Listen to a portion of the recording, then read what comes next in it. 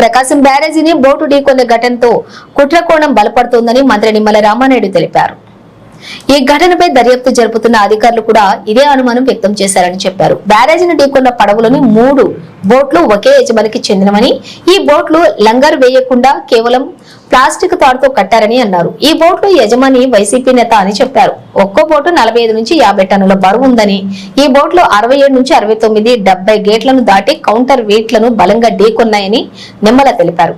అయితే అదృష్టవశాత్తు బ్యారేజీకి సంబంధించిన ప్రధాన కట్టడం గేట్లకు ఎలాంటి ప్రమాదం జరగలేదని చెప్పారు. బోట్లకు వైసీపీ రంగులు ఉండటం పలు అనుమానాలకు తావిస్తోందని చెప్పారు. దాదాపు 1.5 కోటి విలువ చేసే బోట్ల పట్ల ఎంత నిర్లక్ష్యంగా ఉంటారా అని ప్రశ్నించారు. దర్యాప్తు సంస్థ వారు కూడా దాన్ని దర్యాప్తులో కూడా మరి అనుమానాలు వ్యక్తం చేస్తూ వాస్తవాలను వెలికి తీస్తున్నటువంటి పరిస్థితి. ఎందుకంటే ఏదైతే 40-50 టన్నులు ఏదైతే ఒక్కొక్క పడవ దాని వెయిట్, అటువంటి బరువైనటువంటి పడవలు అంత వేగంగా ఆ రోజునటువంటి వరద ప్రవాహంలో కొట్టుకొచ్చి మరి పర్టికులర్గా ఏదైతే ప్రకాశం బ్యారేజీకి సంబంధించి 67, 69, 70 గేట్లను దాటి ఏదైతే కౌంటర్ వెయిట్ని బలంగా ఢీకొనడంతో కౌంటర్ వెయిట్లు దెబ్బతినేటువంటి పరిస్థితి మీ అందరికీ తెలుసు. అదృష్టవశాత్తు బ్యారేజీకి సంబంధించినటువంటి మెయిన్ కట్టడానికి కానీ బ్యారేజీకి సంబంధించినటువంటి గేట్లను కానీ అది తాకకుండా కౌంటర్ వెయిట్ని తాకడం వల్లే కొంత నష్టం కానీ ఉపద్రవంగా కానీ లేకుండా అయినటువంటి పరిస్థితి.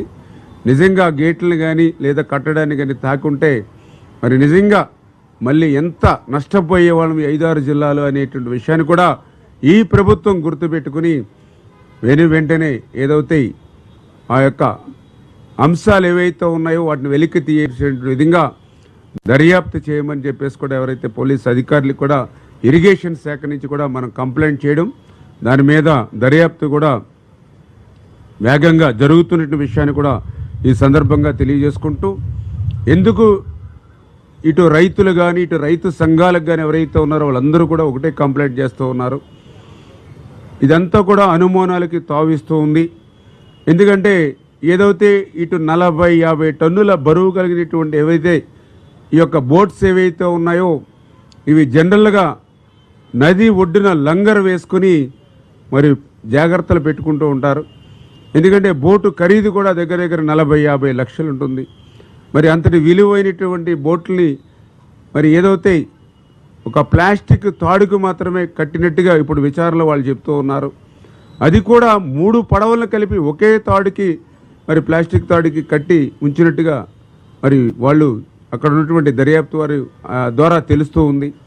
అంటే అంతటి విలువైనటువంటి ఏదైతే బోట్స్ని సైతం లంగర్ పెట్టి జాగ్రత్త చేసుకోకుండా, ఏ పడవకు ఆ పడవ లంగర్ పెట్టి జాగ్రత్త చేసుకోకుండా 3 బోట్స్ను కలిపి మరొకే ప్లాస్టిక్ వైర్కి కట్టేటువంటి ఏదైతే ఉందో ఖచ్చితంగా ఇదేనా ఉద్దేశపూర్వకంగానే ఆ ఫ్లడ్కి వెళ్ళేటువంటి విధంగా ఏర్పాటు చేసినట్టుగా ఉందా అని చెప్పి ఈరోజు దర్యాప్తు కూడా చేస్తున్న విషయాన్ని కూడా ఈ సందర్భంగా తెలియజేసుకుంటూ అదే అనుమానాలు కూడా రేకెత్తిస్తుందని చెప్పి తెలియజేస్తూ, అదేవిధంగా ఏదైతే ఈ 3 పడవలు అంటే మొత్తం 5 పడవలు ఆ రోజు మరి యొక్క బ్యారేజీని తాకితే ఒక పడవ ఆల్రెడీ ఆ బ్యారేజ్ ఏదైతే గేట్ల మధ్యలోంచి కిందకి పోయింది. మిగిలిన 3 పడవలు ఇప్పుడు మనకి ఐడెంటిఫై చేసాం పైన వాటర్ పైన.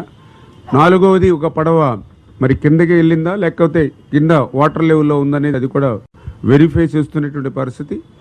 ఈ 5 పడవల్లో ఈ 3 పడవలు కూడా ఎందుకు అనుమానాలకు తావిస్తుందంటే ఒకే యజమానివి 3 కావడం, ఒకే యజమాని 3 ఉండడం, ఆ 3టిని కూడా లంగర్ వేసుకోకుండా ఒకే ప్లాస్టిక్ వైర్ కట్టుకోవడం అనేది కూడా అనుమానాలు తావిస్తూ, ఆ 3 పడవలకు సంబంధించిన యజమాని కూడా ఉషాద్రి ఎవరైతే ఉన్నారో అతను కూడా ఆ ప్రాంతంలో ఉన్నటువంటి కోమటి రామ్మోహన్ ఎవరైతే ఉన్నారో అతనికి మరి ప్రధానంగా మరి అనుచరుడుగా ఉండడం, ఈ కోమటి రామ్మోహన్ ఎవరైతే ఉన్నారో మరి జగన్మోహన్ రెడ్డికి అత్యంత సన్నిహితుడు అయినటువంటి తలసేర రఘురాం మీ అందరికీ తెలుసు. ఆయనకి ఈయన రామ్మోహన్ బంధువు కావడం,